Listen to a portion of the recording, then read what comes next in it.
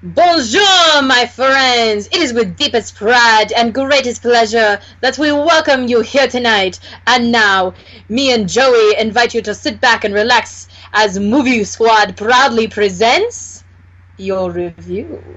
Welcome, everybody, to the Movie Squad review of probably one of my most anticipated films of 2017 thus far, Beauty and the Beast. With me tonight is the Beast to my bell, the other main admin for the Disney World page, and fellow Beauty and the Beast lore aficionado, Joey DeAngelis. Joey, how you doing? I'm doing pretty great, actually, and I'm really excited to finally talk about this movie in review form with you. As am I. I mean, it's no secret that this has been one of the most anticipated live-action remakes of Disney's current roster. I mean, I remember seeing fan art for this film 3, 4, 5 years ago even, with, oddly enough, Emma Watson in the lead role as Belle. We'll get into how she does a little bit later.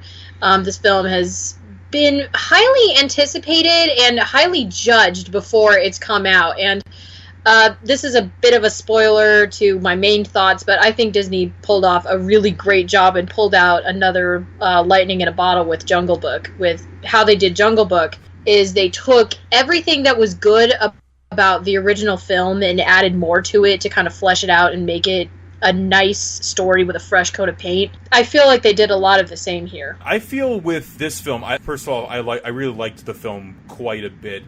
Jungle Book, I would say, diverges more from the classic 67 film than this Beauty and the Beast does from the 1991 classic. But again, they do add some nice touches here and there. Like, when you put it on paper, live-action Disney remake Beauty and the Beast, it could be bad.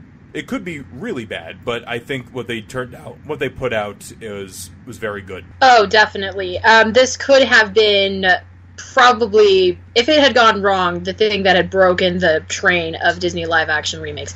I mean, people are on the fence. I'm on the fence of whether or not Maleficent counts as a remake. I don't, because it's not really, it kind of retells the story of Sleeping Beauty, but it's more like its own original thing. It's more like a, hey, what if this happened? It's like Disney's own version of a fanfic.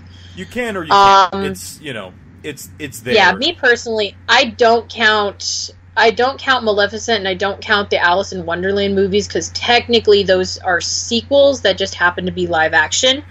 So I kind of started off more or less with Cinderella, and I love Cinderella. When I watched it, I have some narrative issues with the ending mostly, but I love the way that they did kind of flesh out what was already there. They gave Cinderella a little bit more character. They gave the prince more of a character. I was really pleased about that. They gave him a name, which, slight spoiler, they don't do that to the Beast in here. I was like waiting for a name drop, and I either totally missed it or they didn't give the Beast a name. Yeah, that I just don't remember. Maybe that's getting to spoiler territory, but we'll talk about that in a little bit. We're going to mostly state what stayed the same for the first part of this review, just so those of you who are like, I don't want to listen to spoilers, you know the story of Beauty and the Beast, but there are some new things. Cool. So for the first part of this review, it's all the stuff that's the same. Yep. Which, I guess one thing that remains the same is the Beast does not get a first name. Yeah. He's just the prince. Yeah, Prince/the Beast. And what a beast. I think Dan Stevens killed it. I mean, there were times listening to the audio with the voice synthesizer that they use to deepen and change his voice so he sounds like a beast. I thought it occasionally sounded a little electronic, but that's because I'm just used to it. Yeah, I think there were some moments, particularly, with of course the famous scene where they're in the dungeon towards the beginning of the film. I think the voice sounded really good there, and I've basically gotten used to the voice after all the different promotional materials and whatnot. But I could definitely agree with you. Like the quality, I would describe the voice. In some parts, it makes me think of when you watch a news program and they have an anonymous person and they alter their voice. They sound like this. No matter how high their voice sounds like this. and like kind of electronic. No, I thought, Dan Stevens, I think, did a fine job as the Beast.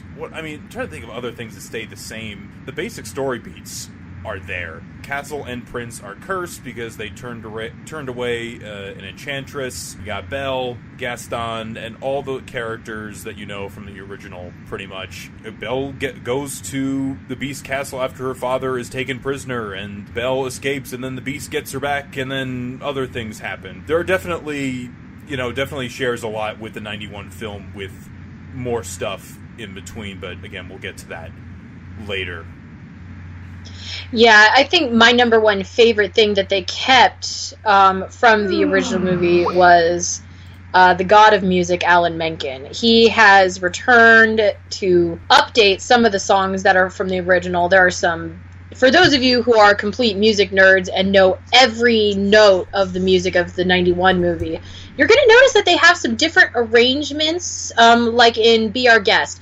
The song does not go exactly note for note as the one before, but that's not a complaint at all. In fact, it actually kind of makes it more audibly interesting. It was wonderful to have Alan Menken's score return, revitalized, revamped. There's lots of new stuff for the things in between, and it's just great to have him back, and hearing that music again with a lot of fresh singers is just, it's so fun. That's the bottom line, is it's so fun. Best thing with this thing was, like, the worst case scenario, I got another, like, recording of Beauty and the Beast, and I listened to the soundtrack before the movie came out just to prepare myself in case of disaster. The soundtrack I thought sounded pretty spectacular. There were some moments, particularly in Belle, that I thought fell a little flat, and some of the, the timing and the delivery that they did in the 91 film was sort of lost. On the whole, the darn thing works, and of course they have all the songs that you know and love. Belle, Gaston, although Gaston I'd say is pretty... They do change a bit from Gaston, but I will say the lyrics, I think, remain pretty true to the spirit of the song while also servicing the needs of the story in this new film. I know it's going into, like, the changes, but again, with these new songs, these old songs, they do have some, facelifting here and there. I think... Trying to think in terms of, like, the old stuff, I thought the Be Our Guest, like, sequence itself was, it felt in the spirit of the 91 film. Just looked gorgeous, and it sounded pretty spectacular. And Ewan McGregor really sells it as Lumiere. He does. I was wearing the biggest grin on my face during Be Our Guest, because Ewan McGregor has improved his singing voice beyond his Moulin Rouge days. I love you, Ewan. If you ever find this, I love you, but Moulin Rouge was rough. He has improved majorly. It's kind of like with Meryl Streep. With Meryl Streep in Into the Woods, it's like she's gone from Mamma Mia to Into the Woods. It's a huge leap, and she did a good job with that, and Ewan did such a good job here. Mm-hmm. You get to hear Ian McKellen do his part in Be Our Guest, and it's just as hilarious as you might think. It's wonderful to listen to him. It's so fabulous to see all these characters, and then, of course, the titular song, Beauty and the Beast, Emma Thompson. No one will ever replace Angela Lansbury, but Emma Thompson knocked it out of the park as much as she could have with having such a high stakes song on her plate. She did a great job, and I may or may not have cried during that portion of the film. Emma Thompson did a great job with the singing of the song, and I thought it sounded great and all that. And there were some neat shots in that sequence, but I will say that might have been one of my problems with the movie was that, and as shocking as it is to hear, is that ballroom sequence might have been one of my, out of, like, the stuff that they kept, it was one of my least favorite things, because at least just for me, it kind of felt like, again, everybody views things differently, but I kind of felt like it was just going through the motions, for the most part. Again, that's just how I viewed it. I've heard similar things from other people in some of the other sequences, but for me, if there was, like, a specific, out of the stuff that the sequences they kept from the original film, that was the one that didn't 100% work for me. But again, I want to see it again just to see if it works the second time. Again, Emma Thompson, and I think she really sounds like Angela Lansbury in some parts, to the point where I'm, like, listening to this on my iPod and going, wait a minute, did I accidentally put on, like, the the 91 soundtrack in instances. The song itself, I thought, really worked out nicely. It really did. I enjoyed it very much, and I enjoyed the visual, because we discussed this in our trailer reaction video, how the ballroom scene kind of brought me some Enchanted vibes with the dance between Robert and Giselle. Mm-hmm. And that's my favorite sequence of that movie, so naturally it translated to my favorite sequence of that. Mm-hmm. It was very nice to see that brought to live action, and I was very pleased with it. Pretty much in summary, short summary, all the story beats that you would want to expect from the original story are still there. We're going to go into the new stuff, so if you consider this spoiler territory, go ahead and click off the video, go see the movie, come right back, then go see the movie again, because this movie really does, in my opinion, deserve a second viewing just to enjoy. I'm already planning my second outing to see the movie sometime later this week. So with that, let's get into the new story beats. Starting off with pretty much the backstories and the backgrounds of all the characters. They kind of switch it up from the very beginning. The Beast is a little bit older. He's not, as a lot of people have started pointing out, he's not a child, not letting in the witch. He is an adult who is vain, who is selfish.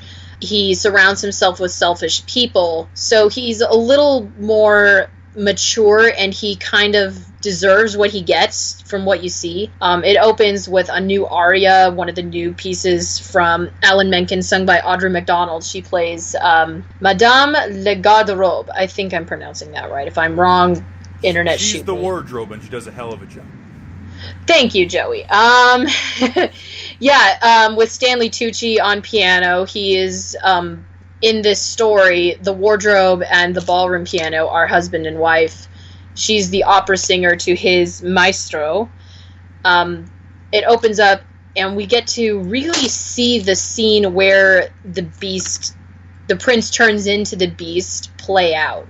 You see it happen, and it does get rid of the stained glass opening, which is so iconic. I kind of am glad that they didn't go for a shot-for-shot remake of that. They got to show us the beast turn, and it gives you a little bit more of you feel sorry for him, because you get to see him, change. It adds a different spin to this version, whereas the other one, it's more of a fairy tale where things are sort of implied and you don't fully see everything. You get like an impression of things, and even though certain things are done in shadow with the sequences in this movie, it's more direct about what happened to the prince. You see it's very which is nice, because you can do that with the live action technology, see some of the transformation, but other than that little mini prologue with the aria, it's the opening narration for the most part is the same. It does then transition, as you said, into the bell sequence, and Emma Watson's voice takes a little bit of getting used to. She was a little bit nervous to sing, and it kind of shows, but after a while I got used to it. I'm not sure everyone else will, and that's probably the only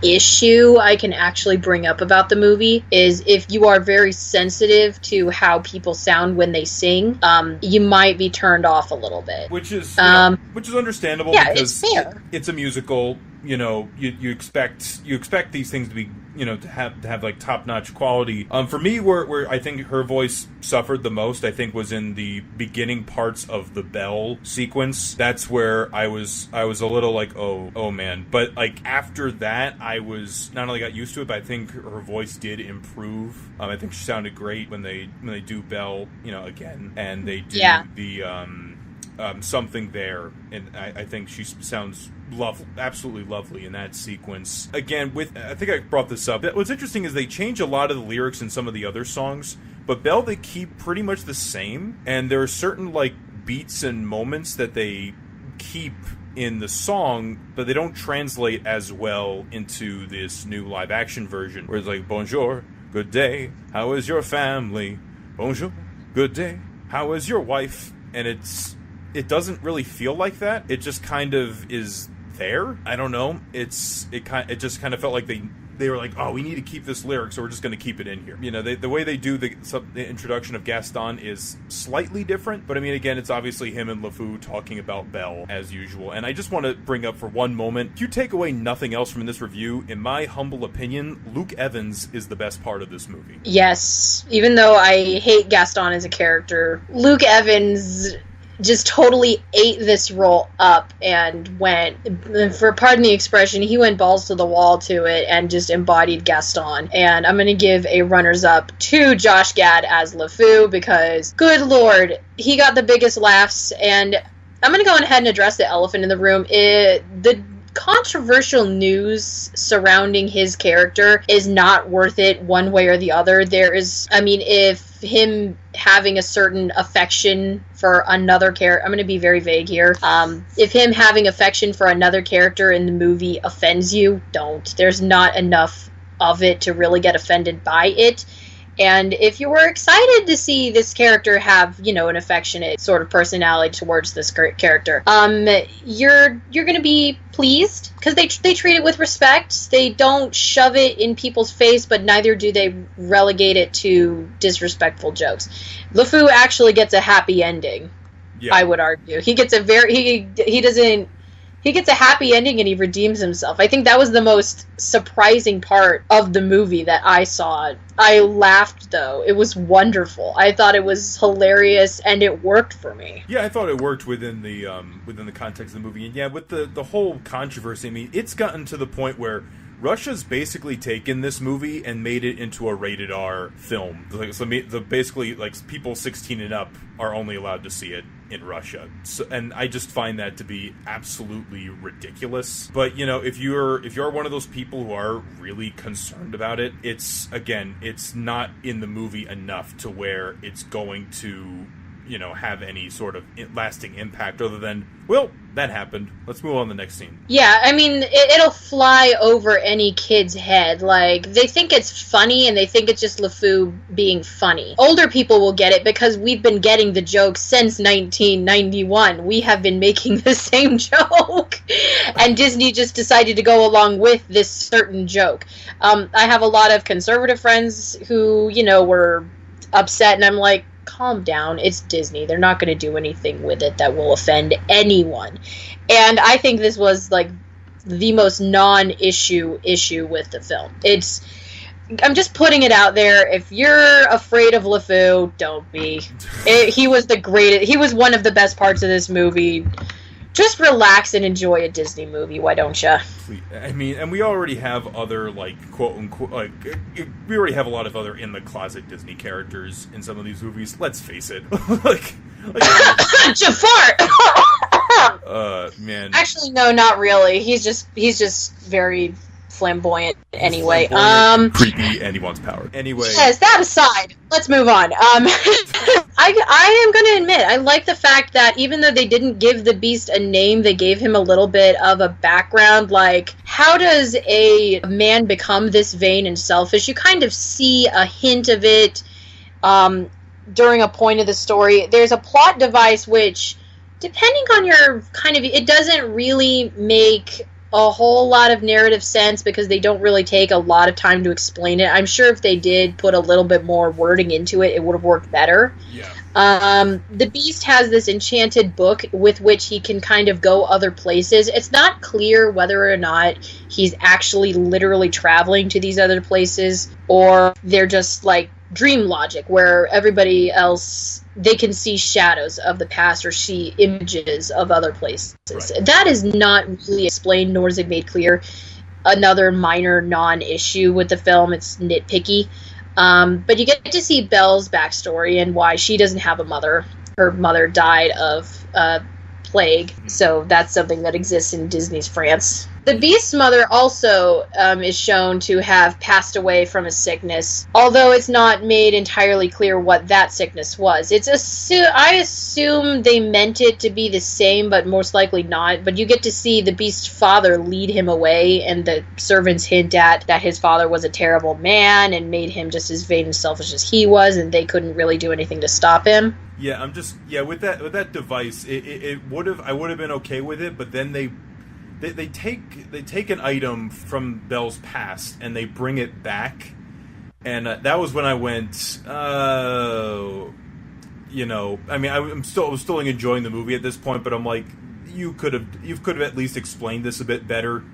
You could have taken it like 20 seconds to just say, oh yeah, this can happen, but you know, it's just another enchanted object, and if you wanted, I think there could have been a better way to get the story, or at the very least explain this new book a bit better. But again, that's a, you know, depending on who you are, that might not be as big of an issue. So aside from a lot of the character backgrounds, probably the biggest new noticeable thing in the movie are the new songs. There are several new songs. Evermore, which is the one covered by Josh Groban, was released prior to the entirety of the soundtrack. The Beauty and the Beast main title song by not my favorite artists in the world, Ariana Grande and John Legend. Those are two songs that came out before the soundtrack release. There are 6 new songs. Those include some of the reprises because, well, they change them up a little bit.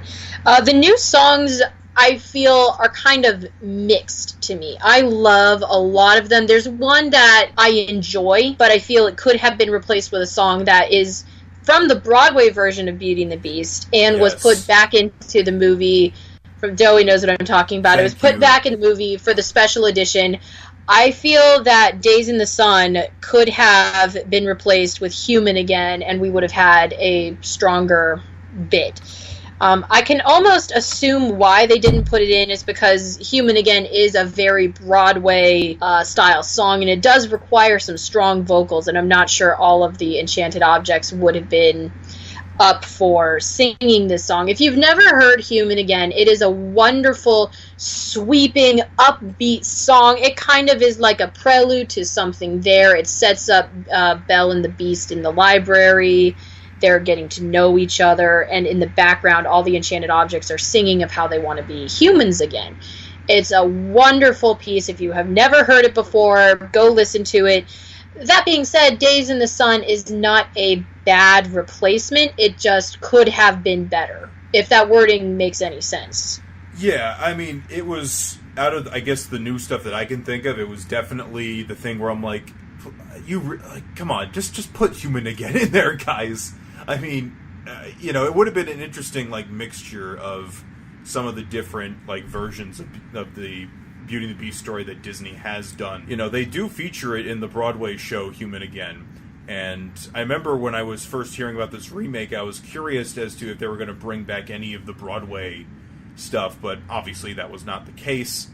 They did get Tim Rice, I believe, the lyricist, to do these, and I think, did he do the lyrics to the Broadway stuff? Yes, he did.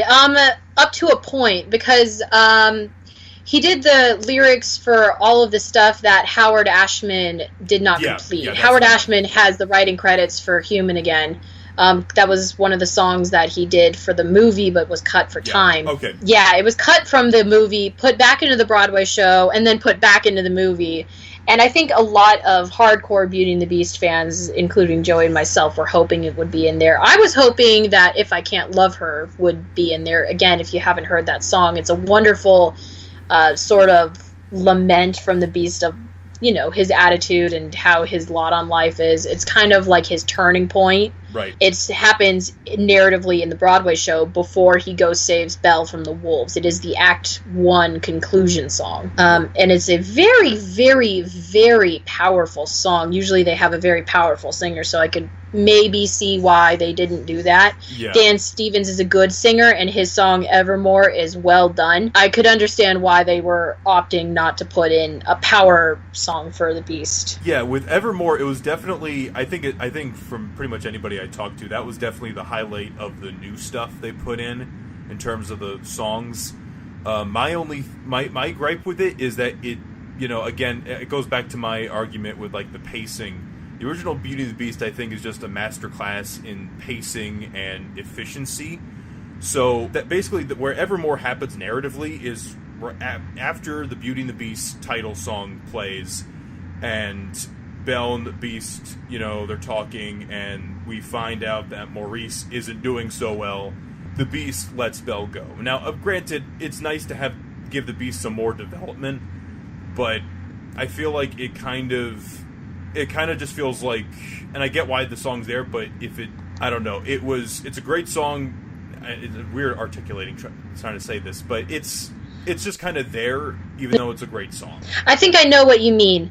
In the original movie, when the Beast lets Belle go, the only thing you see for him articulating pain is he throws back his head and lets out a bone-chilling, horrible, painful howl of heartbreak. That moment always got me.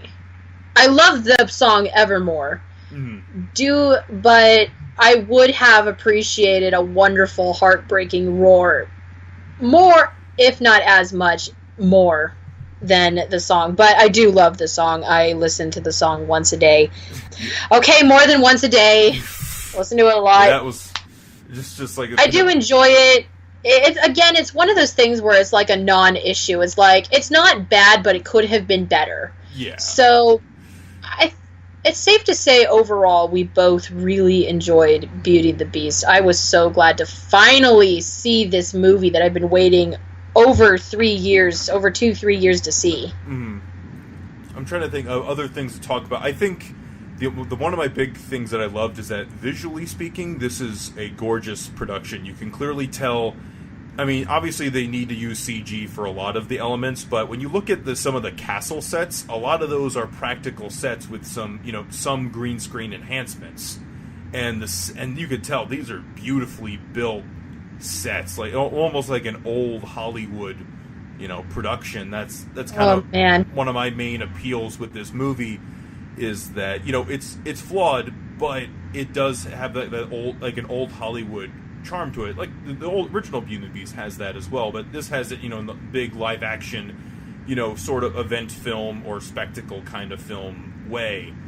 The Enchanted Objects, I thought, like, they were one of the things I was very concerned about coming into this movie, because they looked very strange, but they ended up working out very nicely, and there were many moments where even if they were doing all these crazy stunts, especially in Be Our Guest, they looked very convincing on screen. And actually, funny enough, this goes back to my Evermore, my minor complaint with Evermore.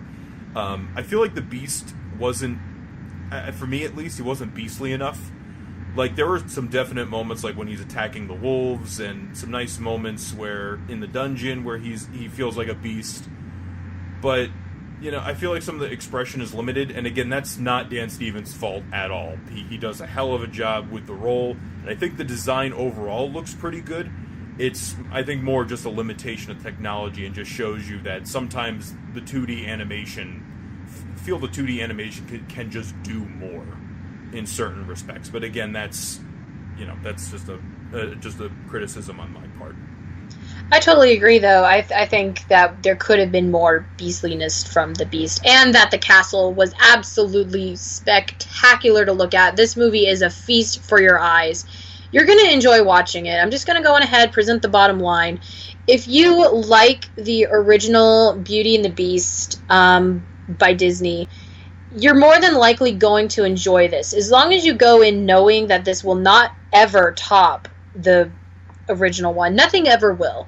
If you go in with the right mindset, you're going to have a fun time. If you kind of go in accepting this as kind of its own thing, but kind of not, you're going to have fun. This has a lot of new stuff. It's a great Disney story with a fresh coat of paint. It doesn't work in every aspect, but honestly, I had too much fun to really count any of our criticisms against it too hard to say, well, I didn't enjoy it. I had a lot of fun, and that's what this movie really existed for, is just to have fun and make people fall in love with this story again. That's my big argument for all of these live-action remakes. It's to make people fall in love with the originals again, too. That's definitely a good point. It's like, and even if you don't like some of these movies, you still have the originals to fall back on. It's not like Disney is George Lucasing these things and just saying, hey, the Lily James Cinderella is the only Cinderella you can watch, or the Bill Murray Jungle Book is the only Jungle Book you can watch. You're still going to be able to watch those, those older versions. But with this film, I did have problems with it, and definitely thought about it a lot over the last couple days after seeing it. It's partly a nostalgic, a really nice nostalgic trip. Just hearing these songs again, and because I had never seen this on the big screen, I was not born yet for this film to be released. It was released in '91. I was born in '93, and I didn't get to see it in any of its theatrical re-releases. And so hearing the music and seeing some of these visuals on the big screen was enough of a thrill to warrant the ticket price. Thought it was just a lovely film, and lately, the world hasn't been the greatest place. There have been some terrible things, and sometimes even with big spectacle movies superheroes and stuff, it's just a bunch of people punching each other, and it's just nice to see a big event movie that's not about people punching each other, and is a different kind of story and a bit more personal, and just a really just good time at the theater. I definitely want to see this one again. I will too. I'm already planning my second viewing trips sometime later this week. If you haven't planned your trip to see Beauty and the Beast yet, please do so. I want to see Disney do more quality live action remakes. Here is my final thought. I want Disney to do more live action remakes, not of their big A+ titles like Beauty and the Beast and Cinderella, even though those are good picks. I think of The Jungle Book and how, admittedly, I never really watched the animated movie that much before I knew The Jungle Book CG was coming out. Right. And then I came and saw it, and I'm like, wow, that was really good. And it put Jungle Book to a higher ranking in my heart of Disney movie. And it made me enjoy the original even more. If Disney can take what they're doing to their A+ titles, go back and find some of the titles that maybe didn't work well upon release just for one reason or another, and put a fresh coat of paint on them. I always use The Hunchback of Notre Dame as my major example. It's a wonderful Disney movie, one of their darkest and one of their more mature films. Yeah. And tackle something that for a live action film. And if it takes them doing a lot of their A+ titles to do it, so be it. Long as we keep getting quality movies, Disney can do whatever they want. And I also like to mention Pete's Dragon. I mean, again, the original Pete's Dragon wasn't a fully animated movie, but I'm going to throw it in this category of live action remakes anyway. And I just want to say, definitely check it out, because a lot of people didn't check it out when it was released in theaters. It was kind of a mid-August release.